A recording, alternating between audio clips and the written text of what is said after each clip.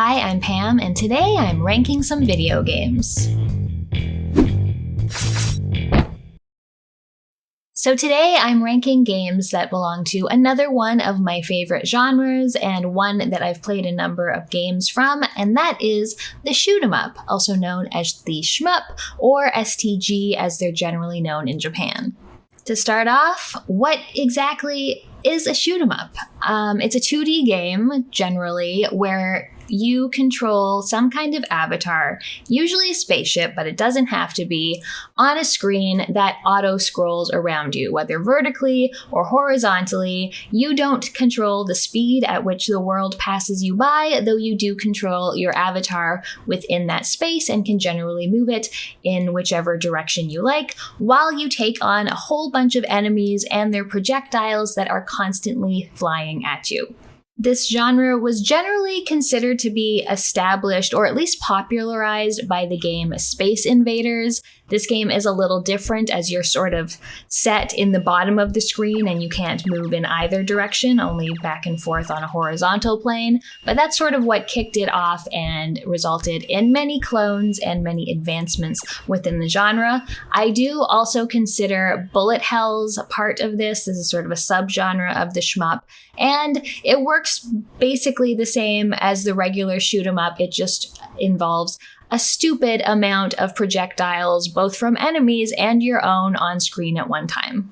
Now, in terms of what I look for in a shoot 'em up, so you know if we have similar tastes and if this list will be of use to you, I like to have a wide variety of weapons and sub-weapons to choose from and interesting power-ups to use. You know, you don't just want to be stuck with one single weapon. You want to be able to get one that really fits your play style or change between them as needed for bosses and things. I also like for the audio and visual experience to be great. Some of these games have really great graphics and top-notch soundtracks, so that's something I'm looking for.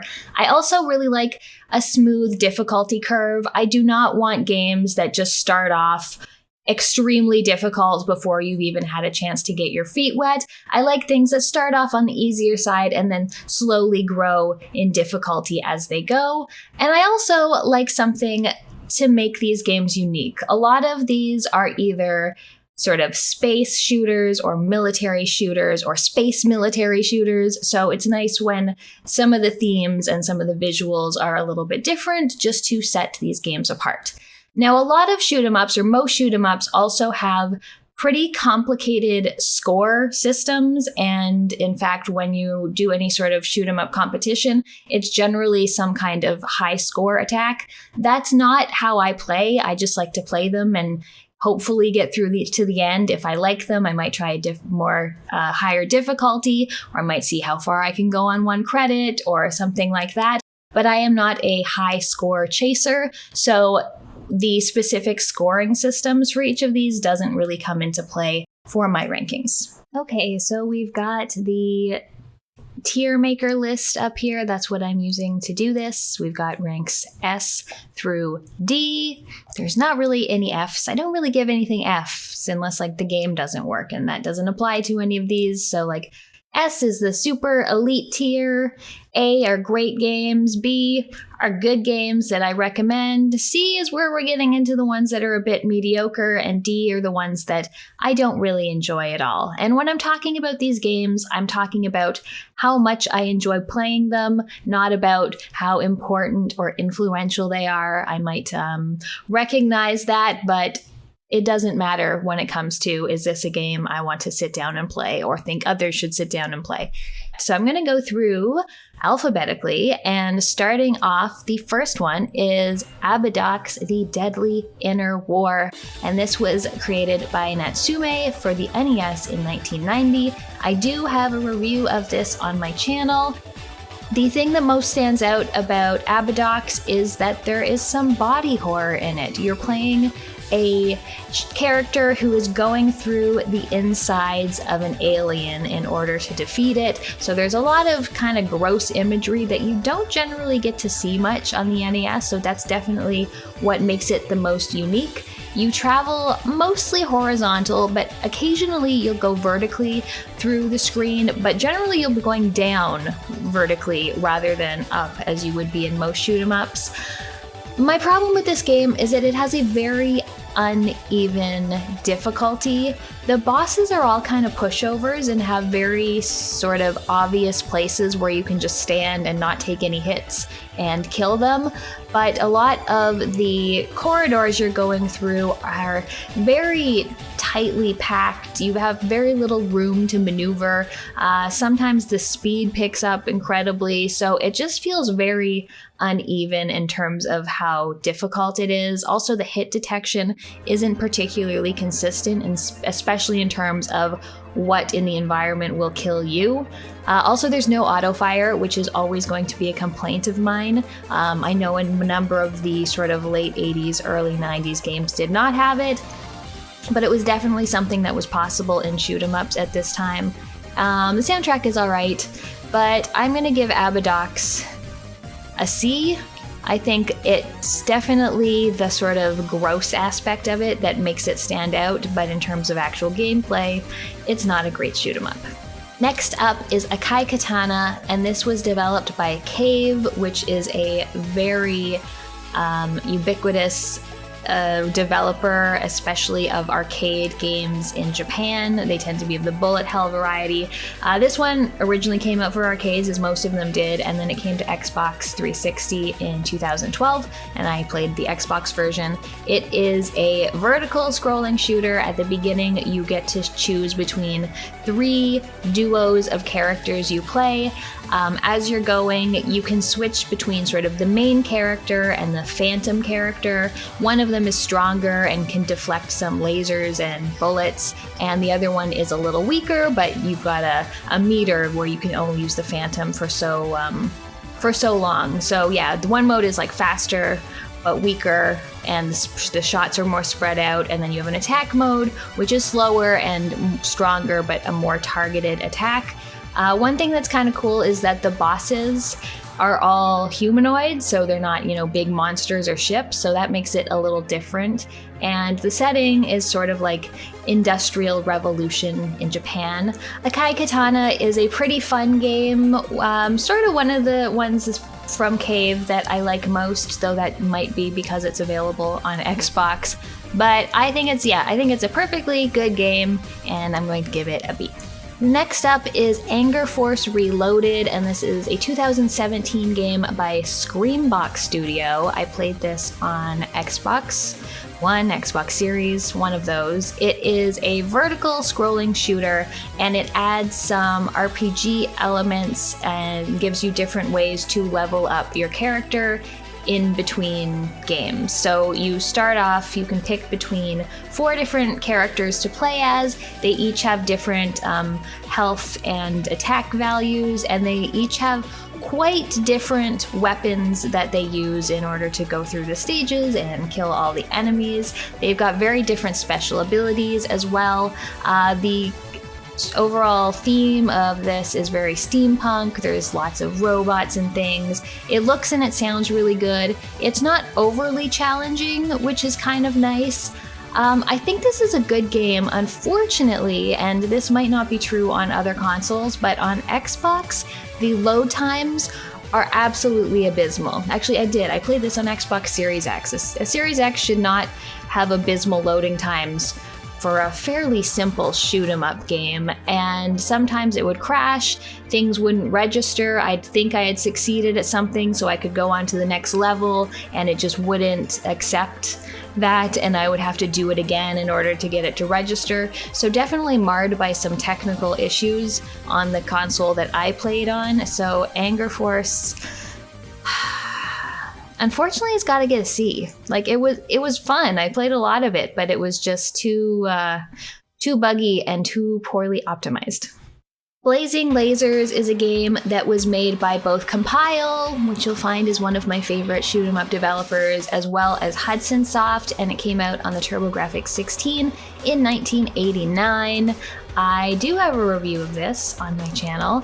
It is a really fun game. There's very fast gameplay, there's lots of power-ups, there's different kind of primary weapons, and they're all quite unique from each other as well as from other games. You've also got multiple kinds of secondary abilities so that you can customize your gameplay to play as you want it. It also has great music and good performance. I haven't played a whole lot of TurboGrafx myself, but you can definitely see just how ahead of the game it was compared to the other consoles that were out in 1989. So I'm going to give Blazing Lasers an A. Okay, so next up we have Blazing Star, and this was developed by Yume Kobo for arcade and Neo Geo. It came out in arcades in 1998, and I just played this fairly recently at MagFest. I played through a half of it by myself and then half of it with a friend. It is a horizontal shooter, and what sticks out the most about this game is its valiant attempt at English translation. Some of the text in this is quite funny. The game will often pop up phrases at you, and I couldn't tell if they were encouraging me or admonishing me for being bad. It was very difficult to tell. It looks and sounds good. I didn't ever really know what was going on. I found it a bit hard to follow what was happening in terms of score and power-ups and everything. The stages were just okay. The bosses were really the real standout in this game, and at the end you fight a baby with a giant gun, which definitely is something I'm not used to doing. So Blazing Star is gonna get a B. I think it's pretty good. I just played it through the one time in arcade, but good, really hilarious because of those translations. So next up is an interesting one called A City Sleeps, and it's by Harmonix, and it came out in 2014 for PC. It is a horizontal shooter, but it's also a twin stick shooter in that you can aim in any direction. So it's a little different from some of the games on this list, but I included it because it is an auto scroller still.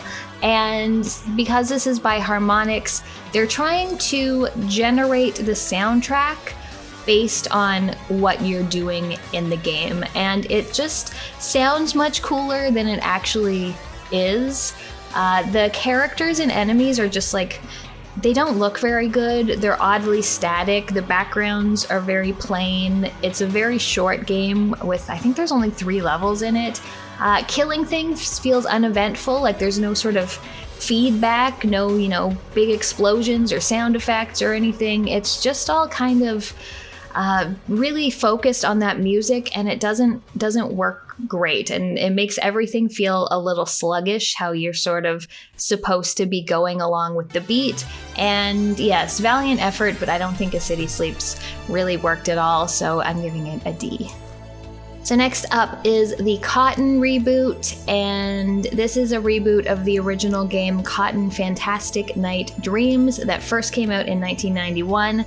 I played it on the Switch, which just came out last year, and you play a witch who just really wants candy and to have tea time. This is a very bright and colorful and fun-looking game. It's kind of Halloween-y. The enemies are all kind of goofy looking, which I really like. This game includes both a replication of the original on the X6800,000. I think I wrote that down wrong, which I think is a personal computer in Japan. So it includes that with the original pixel art, which looks very nice, but also the arranged mode is the remastered mode, and it also looks really good. There are a number of shmups that have been remade, and the new art looks like garbage. This art actually looks very good. It keeps the feel of the original while just sort of sprucing things up for now. It looks like just really high resolution pixel art. In terms of the gameplay, you get different colored crystals, which can power you up in different ways, but you can also shoot at the crystals to sort of spread your shots around and change the color so you can power up different things. You have different types of magic that you can sort of cycle through and use, as well as a sort of bomb attack. I honestly found the gameplay a little bit complicated and hard to follow in terms of what exactly the rules were, but it's on the easier side, so it's not really necessary that you have to understand it all that much. I think Cotton is a really good game. I'm going to give it a B. I'm not including cost in these rankings, but I just have to say, do not pay for this. Do not pay for the remaster. It's like a $50, $60 game, and it's Cotton, you can beat it in 30 minutes. Like, it's not worth the price they're charging for, but if you can play it in some way, maybe if you want to play the original, emulate it some way, it is a fun game. So next up is Crimzon Clover World Ignition, and this is by Yatsubane. It was for PC in 2011 and in Japan in 2011, and it came to North America a little later as I think it had a different subtitle. This is a vertical scrolling bullet hell shooter, so it's one of those ones where there's just bullets everywhere. You have two main modes of fire. One is a sort of regular bullets that you would see in any bullet hell, and the other is a lock-on bomb, which sort of locks onto things around you and is really great, especially for enemies that get behind you or on the sides that you can't hit with your regular bullets. You have a screen clear ability. It is a very, very flashy game. There is so much going on screen at any one time. I would like to talk about how good the graphics are, but usually I can just see bullets and I can see stars that the enemies explode into, and I don't really know what the environments look like. They're kind of obscured the whole time. That said, it's very satisfying, and mechanically it is on the easier side. If you wanted to sort of start getting into bullet hell shooters, I think this would be a good choice. You can also play it on your PC in vertical or tate mode, which is really fun if you have a vertical monitor. That's how I played it. I'm going to give Crimzon Clover a B. I feel like there's going to be a lot of Bs in this. So I was really considering whether or not to put Cuphead on this list, because Cuphead does have some scrolling shooter levels and they're my favorite parts of the game, but ultimately I decided to leave it off because the majority are more of the run and gun variety, or you have a static screen that you're platforming on while shooting at the boss. I think the scrolling shooter levels, there's only a small handful of them, but they're fantastic if you want some shoot 'em up in your game. So next is actually going to be Deathsmiles, and this is another one developed by Cave. Again, it was originally in arcades and it came to Xbox 360 in 2010. This one has a very cool Halloween vibe. It's on the little spooky side. You choose between 4 different characters to play as, just like cute little anime girls, and each has their own sort of different type of attack and power. One thing that's cool about it is that as you are horizontally scrolling, you can shoot either to your right or to your left, which is something you don't actually see all that much in horizontal scrolling shooters. So that makes it cool that enemies can come from both ways and you have ways of dealing with them. It is on the easier side and you can choose your difficulty individually for each stage you do. I actually really like Deathsmiles, and I'm going to give it... I think I'm actually going to give Deathsmiles an A. It's a nice, friendly game that feels good to play. It's not too challenging unless you want to bump up the difficulty. And even though horizontal shooters aren't my favorite, this is one that I could play over and over again, and I have. Okay, so there's a couple games on this list that I've played on arcades, and I don't really have anything to say about them. And they're all Cave games because they all kind of blend together. But the first one is DonPachi. I played this, I think, at a MagFest or maybe Retro World Expo. It's a flashy bullet hell shooter. I can't really tell you that much more about it, but basically any cave game, if you see it in an arcade and you sit down and it's on free mode or you have a lot of quarters, you're gonna have a good time. So I'm giving DonPachi a B. Next up is Dragon Spirit, The New Legend, and this is a port of Namco's arcade game. It was brought to the NES in 1990. It is a vertical scrolling shooter with a story about rescuing a princess.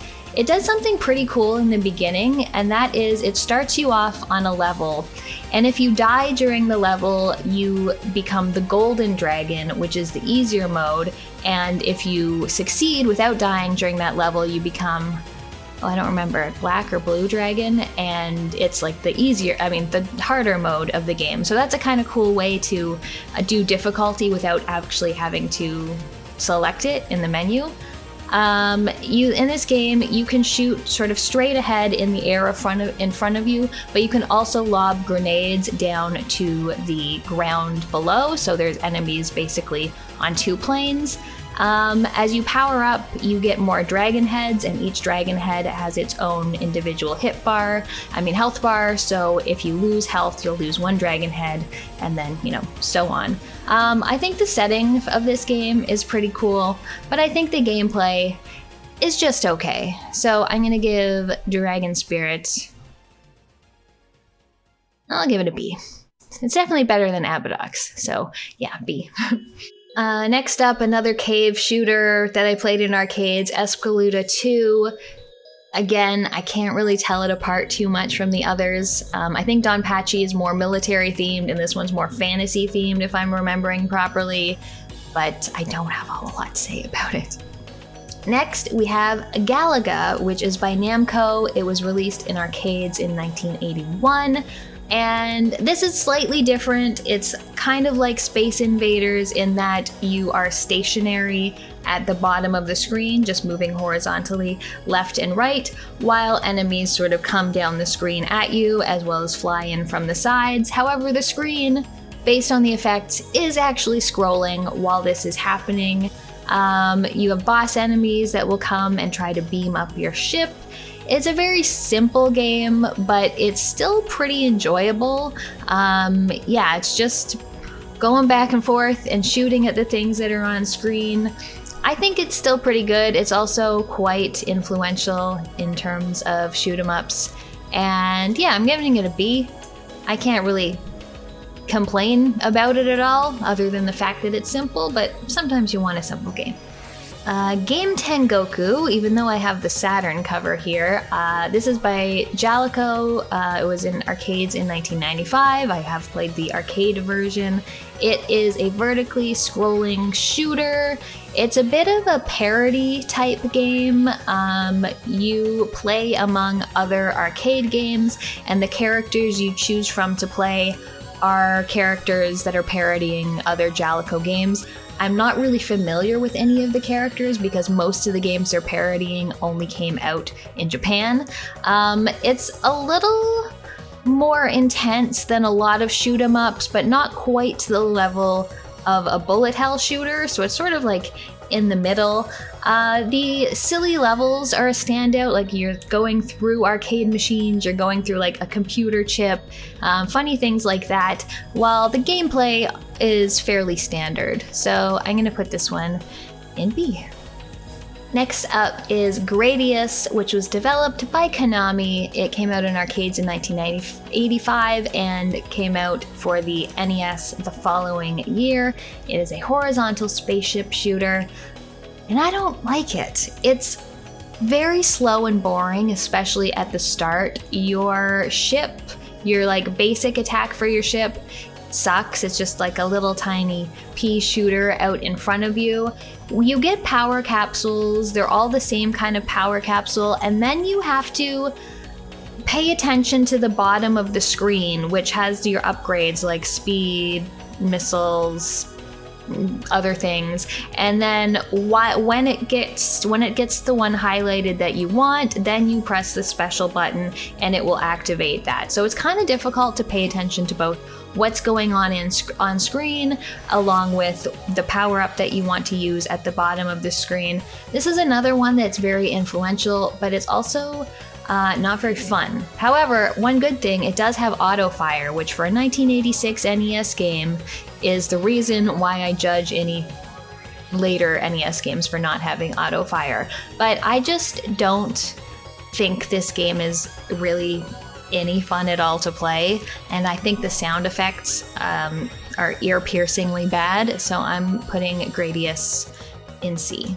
Next up is The Guardian Legend, one of my favorite NES games. This was made by Compile for the NES in 1989. Now this game is half shoot 'em up and half sort of overhead action game. However, you can use the code TGL in the password screen and play just the shoot 'em up levels. So I am including this because I'm just judging it on the shoot 'em up levels and not the rest of the game.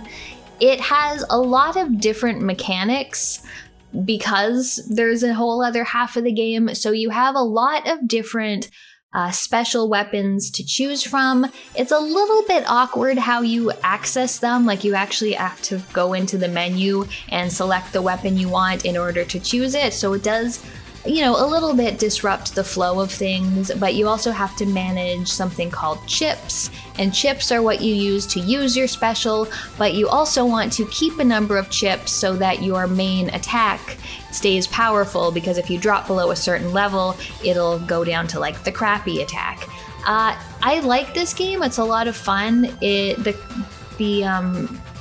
bosses are really cool, the environments are very different.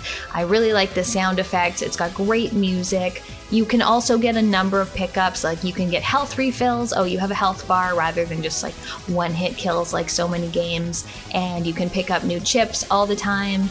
And I think it's really good. The only thing keeping it from a higher rating for me is just having to go into the menu anytime you want to change your power-up. But I'm still giving Guardian Legend an A. And next we have my favorite Compile shooter, which is Gun-nac. It was released for the NES in 1991. It is a vertical scrolling shooter. You have 5 different types of weapons that you can get and power up, as well as 4 different types of bombs that you can use to kill enemies. You have to be strategic about using your bombs, because while they're out, they all sort of do an effect that lasts a few seconds, and while that's happening, your main attack sort of powers down to a base level. So you're not as good as shooting things while the bombs are going off. So you need to sort of plan for that. The power-ups are abundant. You can get a wing power-up, which will let you take an extra hit before dying. You can get a lot of extra lives with certain score levels. In between each level, there's a little shop where you can power up your weapons or drop bombs and things further in the level that you'll be attacking next. I really like that this is a bit on the goofier side. You'll be fighting bosses that are things like giant bunnies, or one of those like lucky cats, or rolls of paper, or gold bars. It's all very silly, which I definitely appreciate. This has one of my favorite soundtracks ever, and all the sound effects are really, really good. And honestly, the best thing about Gun-nac is the difficulty curve. I think it's got basically the perfect difficulty curve. It starts out very doable. The first stage or two, where it's like gives you time to get used to the mechanics, sort of know what the game is asking for you, and then it just goes up in difficulty in just a really nice way, so it feels good to play. So Gun-nac is getting an S because it's my favorite. Next up, we have Gun.Smoke, and this is from Capcom. It came out in arcades in 1985. It came out in the NES in 1988. This is a version that I played. I have a review of this up, as well as the last 2 games I talked about. This one's a little different because it is a Western theme, and you are basically hunting bounties. You're going through the Wild West, scrolling vertically, and as you go, you can either press B to shoot to your left, press A to shoot to your right, or press both buttons to shoot straight ahead of you. You can destroy barrels, which will drop things like speed boosts or extra bullets or things to make your bullets travel further.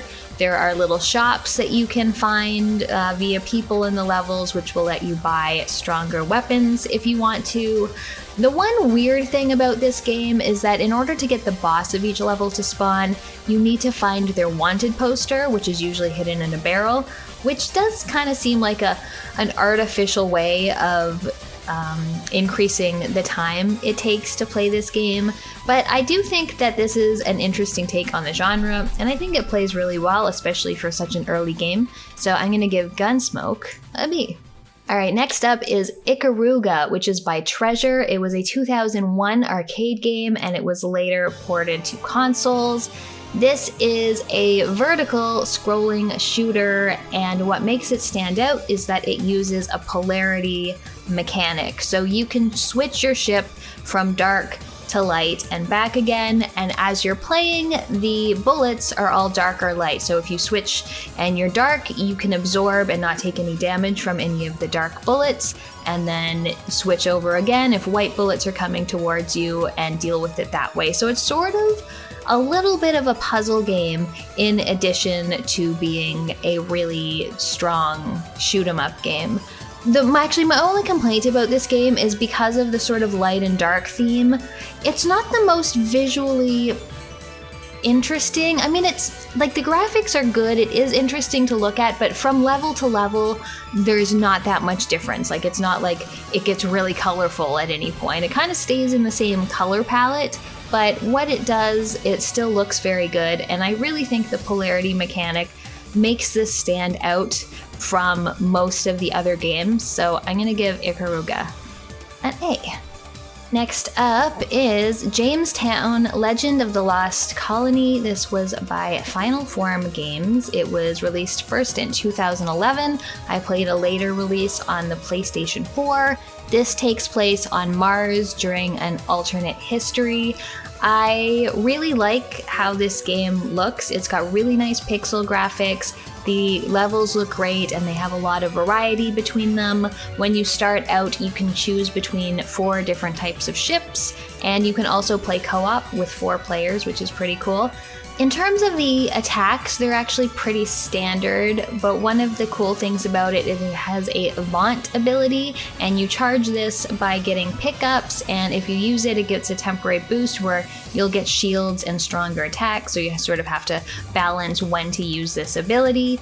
I really like the music. It's very energetic and dramatic, and I like that there is progression as you go, so it's one of those games where you will want to play it more than once, because as you're gaining stars or gold or whatever it is during your game, afterwards you can unlock new ships and unlock new modes to give you more content to play with. I actually really liked Jamestown, and I spent a lot of time with it, so I'm going to give that an A. Next up is Keio Flying Squadron, another one that I reviewed. This was by Victor Entertainment, released on a Sega CD in 1994, and it is a horizontal scrolling shooter. You play a bunny girl who rides a dragon. She goes off because someone has stolen her grandmother's key. No one knows what the key does, but she wants it back, and that's what you do. You can change your movement speed and shoot. Like, the controls in this game are fairly simple. As you play, you have little smaller dragons flying around with you, and you can consume them to sort of power up and do a stronger shot. If you stop firing your primary fire for a little bit, they'll come back to you, so you don't, have to worry about wasting them too much. There's really just 2 weapons to choose from. There's some sub-weapons. What makes this stand out is sort of the anime aesthetic. It's very bright and colorful. There's a lot of anime cutscenes, which honestly, I find a little bit on the annoying side. This is a decent game. Like, it's definitely not one of the best shoot-em-ups I've ever played, but I'm gonna give it a B. It's fun. Not nearly worth the amount it goes for on Sega CD, but you can find other ways to play it. Next up is Legendary Wings, another game I reviewed. This is from Capcom. It first released in arcades in 1986, and then came out on the NES in 1988. And it combines vertical scrolling with some side-scrolling shooting and a few platforming segments. You don't spend a ton of time platforming, which is why I'm including it in here. It's mostly a scrolling shooter. It's kind of similar to Dragon Spirit in that you have your regular shot that goes straight ahead, and then you get like a bomb or grenade that kills things on the ground. I find in this one, it's not always clear what enemies are in the sky and which ones are in the ground. I also find that there's no cues, either audio or visual, to tell you when you're doing damage to something. So if you're shooting your regular shot at it, but it's actually on the ground, you have no idea of that by anything the game is telling you. So I didn't really like that. You're also completely useless at low power levels. I believe there's 5 different power levels, and while they get quite strong, the first 2 are absolute garbage. So if you don't get powered up very quickly, the game is not going to go well for you. I do like that it is a fantasy setting. You're playing a guy with wings, and there's a bunch of mythological beasts and things you're fighting. But overall, I don't think Legendary Wings is that good of a game, so I'm going to give it a C. Mushi Pork is another cave bullet hell shooter. It was released in arcades in 2007. You play one of 3 pig girls, and they ride a bike through the level, so this is obviously a very silly game.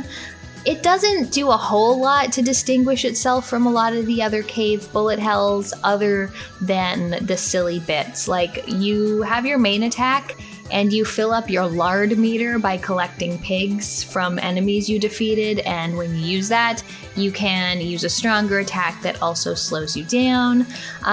You kind of have to look closely to see that it's a bit of a silly parody game, because on first glance, it looks pretty much like other things when it comes to the environments and things, and you have to look closely at those little parachuting pigs or your character in particular to see that it's kind of funny. But Mushi Pork, just like all the other cave games, pretty strong.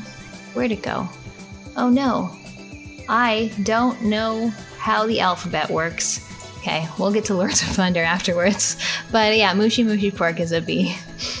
Lords of Thunder, L comes before M. I don't know why I had it in the wrong order on this note sheet, but it was developed by Red Company. It came out in 1993 for the Turbo Duo and 1995 for the Sega CD. I played it on Sega CD. It is a horizontal shooter. You play a Dark Knight fighting a bunch of bad guys, so it's got a fantasy theme. You'll be fighting like knights and dragons. What's cool about this one is that you can select the level you want to play, so it's not, a progression of levels in a set order. You choose the level that you want, and you also choose one of 4 different elemental armors, which impacts the kind of attacks you can do and, the kind of defenses you'll have. You have a little shop in between stages where you can buy items to power yourself up. You have a long-range attack as well as a close-range, rather strong sword to get enemies that are close by.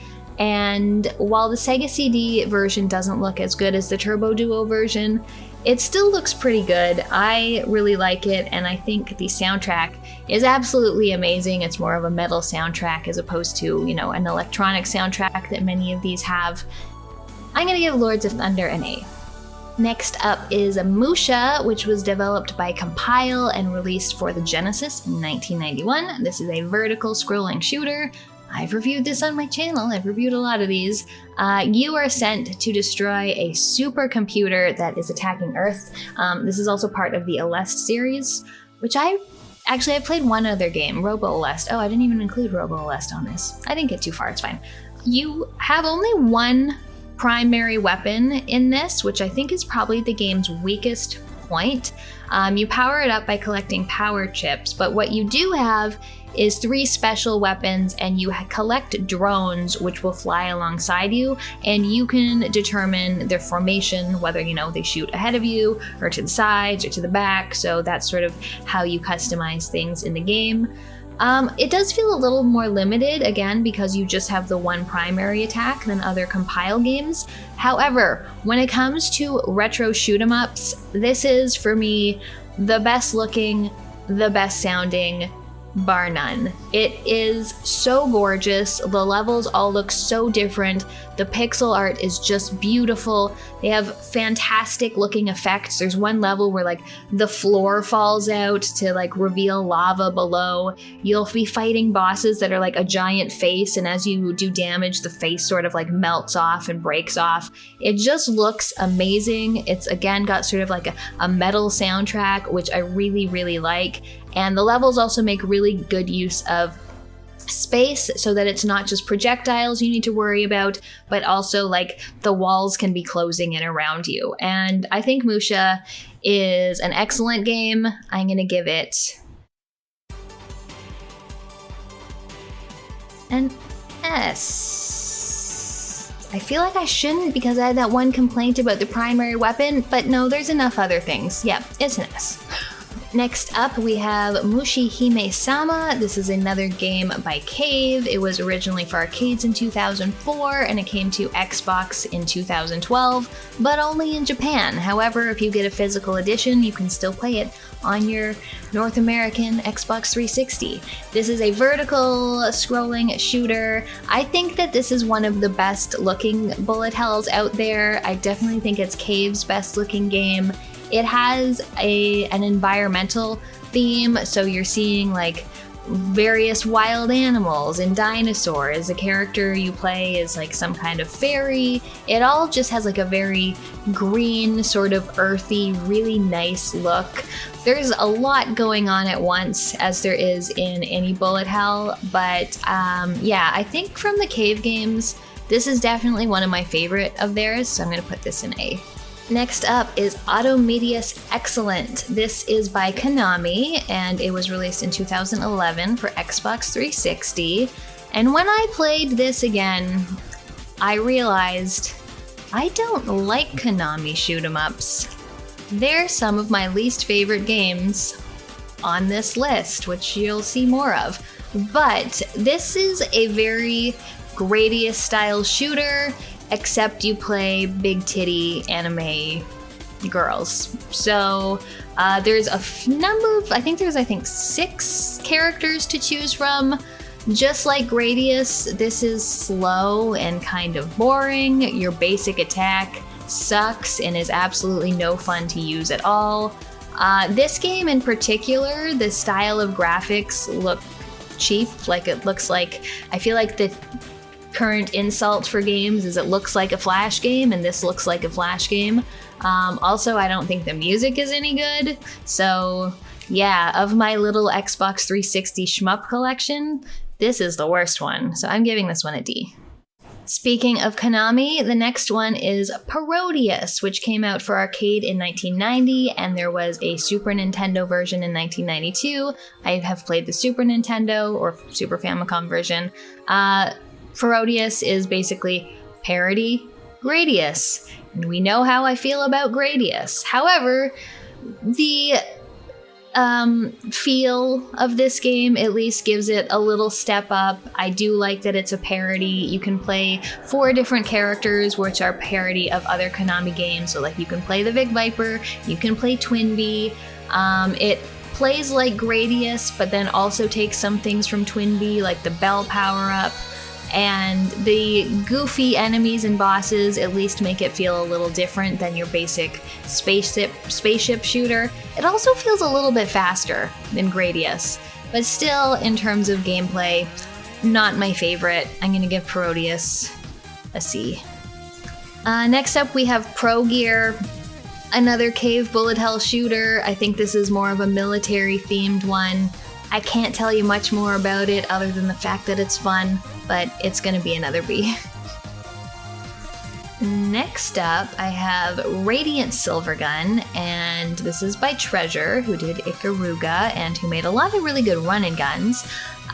This was for the Saturn and for arcade in 1998, and then it later came to Xbox Live in 2011. I think this is an ugly game. I know at the time, like, I was like, oh wow, look at these cool 3D graphics on the Saturn, but right now, I think it's pretty ugly. I don't like looking at it at all. However, I do really like the soundtrack. The soundtrack is very dramatic, and I find it quite striking. It's also one of the more complicated shoot-em-ups out there. Like, right off the bat, you have 6 different kinds of attacks. So, you like literally have 6 different buttons to 6 different types of attacks, and you can combine some of the shots for different effects. You also get like a sword that clears away in front of you. Honestly, this isn't one of my favorite ones. It's so hard to look at, so I'm giving it a C. Next up is Raiden IV. And this was developed by Moss. It was originally for arcade. It came to Xbox 360 in 2009. This is a vertical scrolling shooter. You really only get a choice of 2 weapons when you start. There's like a lock-on laser and then a regular shooty thing. And this is honestly a little mediocre in terms of how it plays. One thing that stands out is that after you die, your power-ups sort of go flying, so you can go and collect them back again, which is kind of neat. Now, there were definitely issues with this game. When it released on Xbox 360, it only came with 1 ship, and if you wanted more ships, you had to pay for them via DLC. Also, I think there's like 12 levels, but it's actually just 6 levels that repeat, so it was kind of a bit of a ripoff in terms of the gameplay. I think it's like decently fun to play, but it's just very limited in what you can do, so I'm gonna give Raiden a C. Now next we have Raiden V, and this was also developed by Moss, came out in 2016. I played it on Xbox One. Here, you do get a choice of 3 fighters. You don't have to pay extra for them. Something that makes it a little different is that it uses real-life locations as you're going. You have a shield that uses energy, so you can take more than 1 hit as opposed to 1-hit kills, which I believe is what happened in Raiden IV.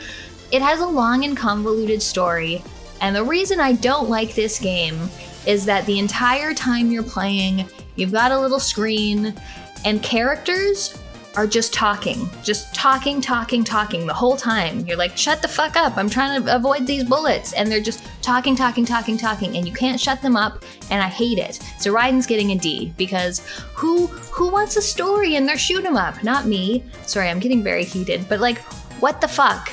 Everyone needs to shut up. Why did you put these talking characters in here for the whole game? I feel like we've reached the part of the video where I don't like anything. The next game is R-Type Dimensions, and this is a compilation of R-Type 1 and R-Type 2, which were both arcade games in the late 80s, that also came out on console a little bit later. Dimensions came out in 2009 for the Xbox 360. It is a horizontal scrolling shooter, and much like Gradius, it is very slow paced. However, it is still really hard. I don't understand how such a slow game can still be so difficult, but somehow that's what it manages to be. Your basic attack is tiny and it's not fun to use, but you do have the ability to charge it up for a much stronger attack. You can also pick up this little sidecar guy either ahead of your ship or behind it, and you can shoot it out to hit enemies. I find it very difficult to not hit the ceiling or the floor in these games. So in this Dimensions game, they have the original versions, which still look very good. They have very good pixel art, but the new 3D version looks like garbage. Again, Flash game, bad art, looks bad. I'm gonna give R-Type Dimensions a C. I don't really like it. And the Dimensions part of the remaster is just doesn't look nice. R-Type Final 2 was made by Granzella. Oh, I didn't even write down who made the first R-Type. Oh well. It came out just last year, 2021, for Xbox One. I got the physical edition. I regret getting the physical edition. It has modern graphics. It's still very slow. still very boring, still very difficult at the same time. It's a miracle that you can be all three of those things at once. It's single hit kills as you're playing. They added this weird opening cinematic every time you start a new game, and you can skip it, but it's just weird. You just see your pilot and you give a thumbs up, and it takes forever, and it's very strange. And I just don't like R-type games. I don't think they're any fun. So I'm gonna give R-type Final 2 a C as well.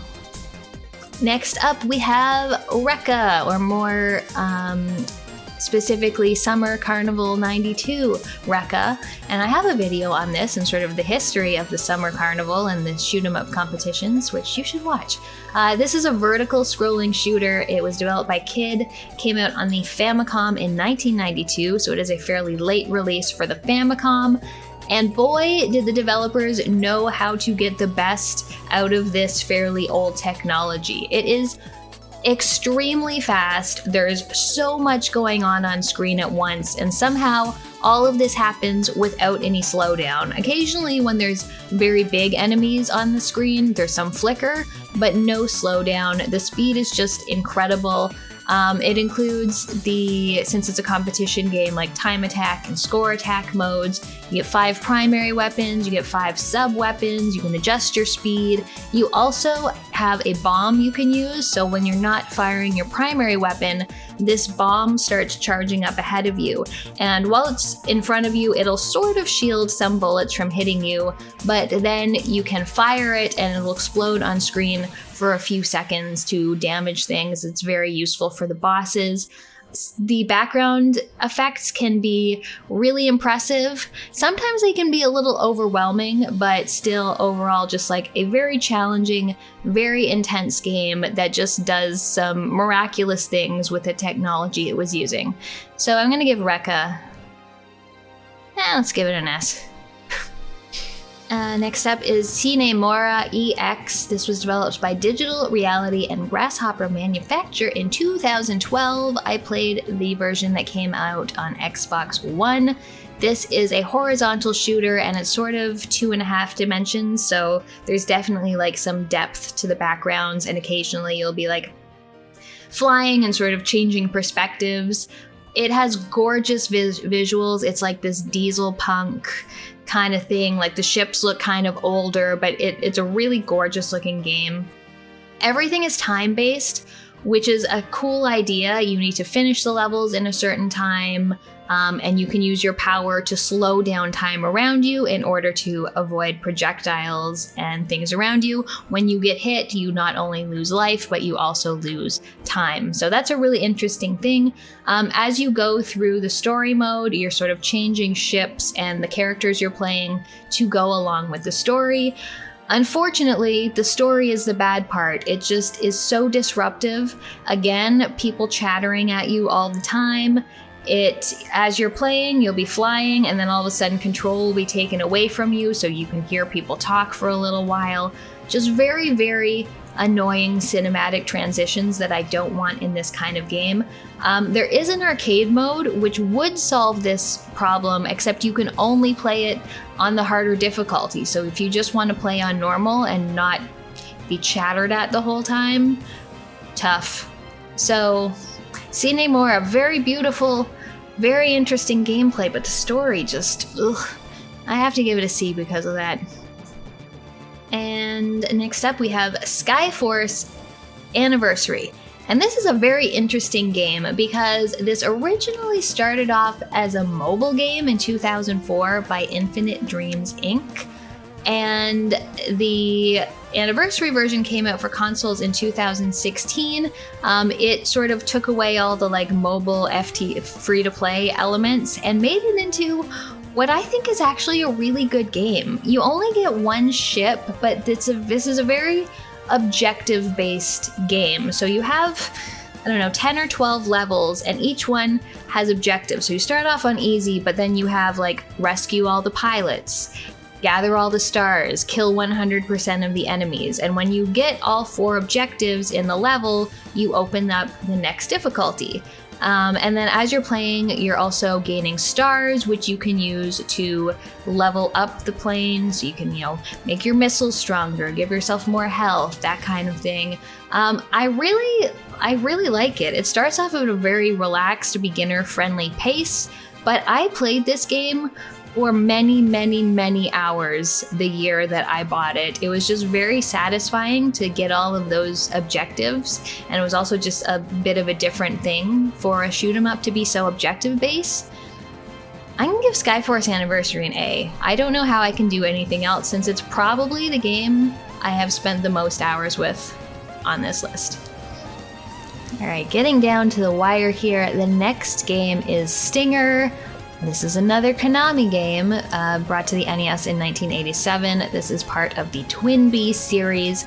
This combines both horizontal and vertical stages, and you play this weird little ship, and you start out with the weakest single shot, which is just something Konami likes to do to you, I guess. You have a single shot that goes ahead of you, and then you've got this like flaccid little bomb that bombs things on the ground.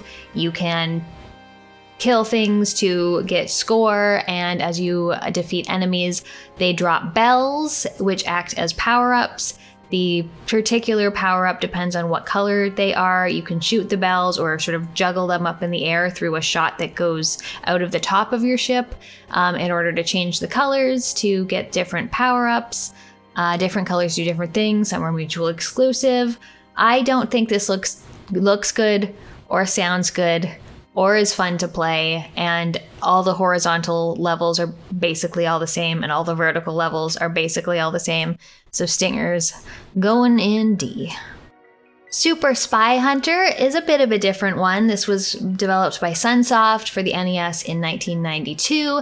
This is a vehicular combat game, but I still do think it falls into that vertical 2D scrolling shooter. You are in a car and you are driving on roads, which does confine your movement a little bit, but it's still auto-scrolling, so you have to go at a certain speed. You're mostly driving in a car, but there are levels that will put you in a different kind of vehicle, like a plane near the end of the game, which is pretty cool. You can shoot in multiple directions, which is really nice. This game has some really cool visual effects, specifically around roads as they're turning. The boss fights are all quite fun and quite challenging. There's a lot of variety in the level design, and I think this is a really great game. Do I think it's an A? I feel like it's definitely an A for NES games in general, but for shoot 'em ups, I'm gonna put in B for shoot 'em ups. I think it's really fun and there's lots to do, but yeah, I think B is a fair place. Next up is Troubleshooter, and this was made by Vic Tokai for the Genesis in 1991. You play as two ladies who are troubleshooters. They go through levels sort of back to back, so as you're going horizontally, you can decide you control the main character, but you can also somewhat control the secondary character and whether she's going to shoot ahead to sort of make your firepower more or shoot behind you to get enemies that the first player can't reach at all. Everything in this game is very large, like there's really nice big sprites for your character and for the enemies and the bosses. It looks really good. It has a very sort of silly and funny story. Though there are story scenes, they don't bother me too much because they're fairly short and, again, pretty amusing. There are also really cute, like, cartoony details, like when your player gets hit, a little cartoon speech bubble saying ouch pops up above her head. There's 4 different special weapons that you can choose from. I would say this is on the easier side of shoot 'em ups and definitely good for beginners. Did I mention this? In addition to horizontal shooting, sometimes you'll be going sort of vertically down the screen as well. I think this is a decent game, so I'm going to give it a B. Truxton was made by Toaplan for arcades in 1988. It later came to the Genesis in 1989. This is a vertical scrolling shooter. I just played and reviewed this pretty recently. One thing I like about it is that your basic attack does not suck. It's actually a decent 3-way spread. You get 3 primary weapons and they are all very cool, but they do, when powered up, block a lot of the screen. They just take up a lot of room and they can somehow blend in with bullets. In fact, I find a lot of places in this game the projectiles are very difficult to see because they're either similar color to your gun or similar color to the background, which I think is a somewhat unforgivable thing in these kind of games. You need to be able to see bullets in order to avoid them.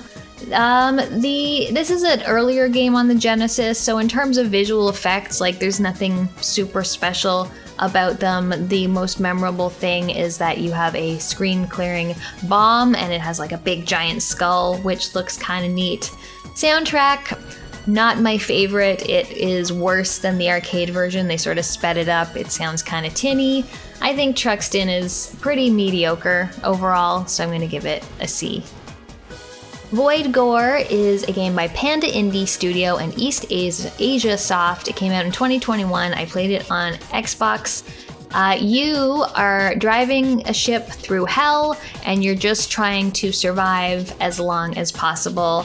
As you go, you collect coins, and in between games, you can pay to level up your ship in various ways.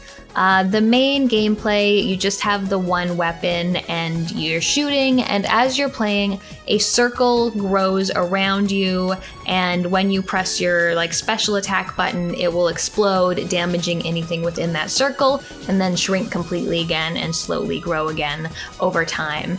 I think this game is fairly fun, but it does get repetitive. As you go from level to level, nothing really changes. You can open up new backgrounds, but the backgrounds, you just choose one of 8 at the beginning, and that's the background for your whole game. So there's not a whole lot going on here. I think it's fun for a brief period of time, but it's honestly not the best. I'm gonna give Void Gore a C.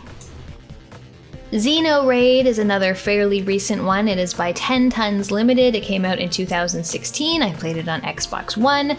And it is a procedurally generated vertical shooter. And while you play, you have control. Well, no, you have control of one ship, but you have sort of 4 ships in your arsenal, and you can switch between them as needed. So as one ship starts taking damage, you can switch to another one, or if you fire too much and your guns overheat, you can switch to another one. So that's a big part of getting through the levels. The shooting noise is very satisfying, but it feels a little weightless in terms of destroying enemies and even controlling your ship. It's almost sort of floaty feeling. It doesn't really feel like your ship is moving through space. The background passes by very, very, very slowly, which just makes everything seem kind of static. I just didn't feel like this was very pleasing to play. So I'm gonna give Xenoraid, I'm actually gonna give it a D. I didn't like playing it at all. Alright, second last game is Gun-nac. This is another one by Compile, one of their earlier ones. It came out for the NES in 1987. It is a vertical shooter, and I can feel its age. I've, played a lot of NES shooters, and Compile makes great games. This one, I can feel that it's older than the rest of them. I don't think it looks or sounds all that great. The sprites and everything, they're kind of basic. The bosses are just sort of big metal structures that shoot at you. You just have the one main weapon to use, but then you can get 8 different specialty weapons. Apparently, this game has an adaptive difficulty. I've honestly never gotten far enough to notice that the difficulty changes with how I'm doing. This is the first time I've had this complaint about one of these games, but I think this game is too hard. There's not that many games in this genre where I start it and I go, oh no, I can't play this. But Gun-nac, I feel like I'm just hit a brick wall almost immediately in this game. I find it extremely difficult to deal with the bad weapon right off the start. And yeah, so I don't like playing Gun-nac, but I feel bad giving a compile game a D. I'm gonna give it a C. It's just not my favorite. And last but certainly not least is Zero Ranger. This is by System Erasure. It came out in 2018 for PC.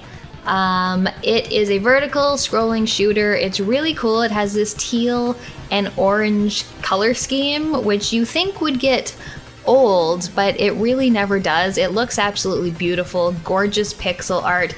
The soundtrack, absolutely amazing. Definitely one of the best soundtracks of any on this list. The game has a sort of mysterious kind of story, but it's just told in like little drips and drabs, so it doesn't get in the way of the gameplay, and I really like that. And your fighter gets stronger as you progress, so you start off with just one basic attack, but you gain new abilities as you go, and also as you replay the game and get game overs, you gain more and more continues as you go, so that you can get further in the game. It does get quite challenging near the end, but it also is player friendly in that once you've gotten to a stage, you can always just go right back to that stage to start again and, you know, learn to get through things. I think this is a beautiful game, sounds great, looks great. Also, sometimes enemies will come up behind you, which is always annoying, but you get notifications showing you, like, they're coming from behind you, watch out. So that's really nice. I think Zero Ranger is excellent, and it gets an A. Okay, so that is my final ranking of all 45 shoot 'em ups that I have played in my life. Let me just make this bigger so you can get a good look at everything. Oh, the D's are getting a little bit cut off here, but that's okay, you can see things. I feel like I was a little stingy with the S's and the A's, especially at first, but I feel like this is a fair ranking. The S's are truly sort of some of the most impressive. MUSHA and Wrecker, some of the most impressive. Gun-nac, I just love how it plays. I love that smooth difficulty curve. And I think things go well from there. I think the B's are all very fun games. If you sit down at an arcade cabinet, you're not going to be disappointed with any of these, or if you throw it on an emulator or various consoles. And yeah, the D's are ones I just don't like playing at all, and the C's all have some problems, even though they also have their bright spots as well. So that will be it for this video. Let me know in the comments what some of your favorite shoot 'em ups are, if there are any you would like to recommend that I play. As I mentioned, I have reviewed many of these, so if you want to know more information about one of them, search for it on my channel. There's probably some. I can only link to so many of them in cards on this video. But yes, that's all for today. Thank you so much for watching. I'll see you next time.